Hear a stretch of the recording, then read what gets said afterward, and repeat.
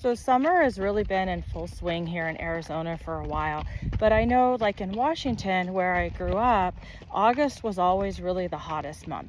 One of the things that we have to think about is how to be able to safely work our horses in the heat without having any long-term problems with them. So one of the simple things I do is just take my horse's temperature. I usually take their temperature before I tack them up, just as a general rule as part of my grooming. But when it's hot like this, I will take their temperature after I finish their trotting and cantering.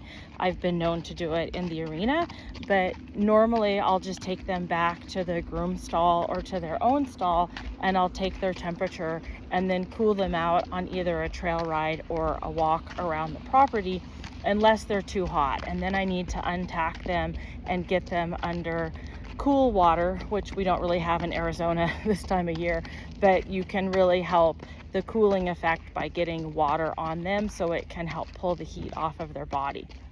So I guess the big question is, what temperature would be considered an inappropriate temperature?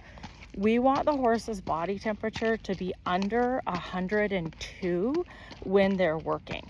Once they start getting over 102, they're not efficiently cooling themselves. So a horse that's reading 102.5, 103, 103.5, you're getting close to having an emergency, because at 104, systems are starting to really struggle with the heat.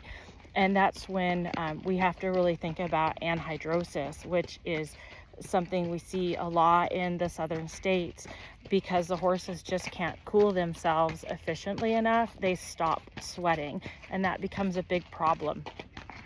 Something to think about too is, you might say, well, my horse doesn't normally sweat very much.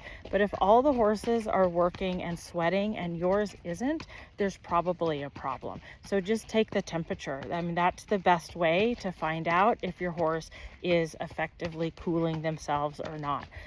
I can school a Grand Prix horse and keep their temperature under 102 by just monitoring them.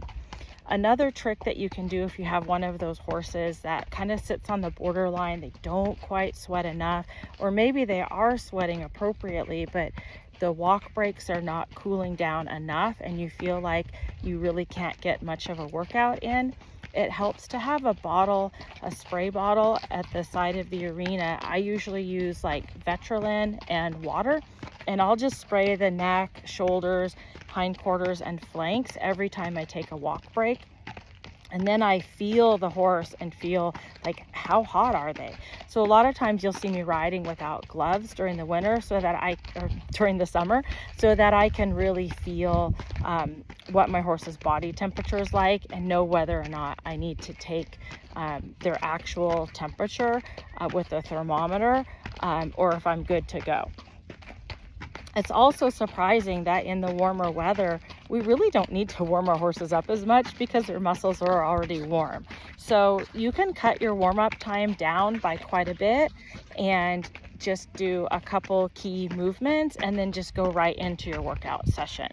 I've been able to maintain my horse's fitness through the summer by just doing 10 to 15 minutes of trot and canter work, and then I farm walk like I am right now, or I go on a trail ride anywhere from 30 to 90 minutes a day.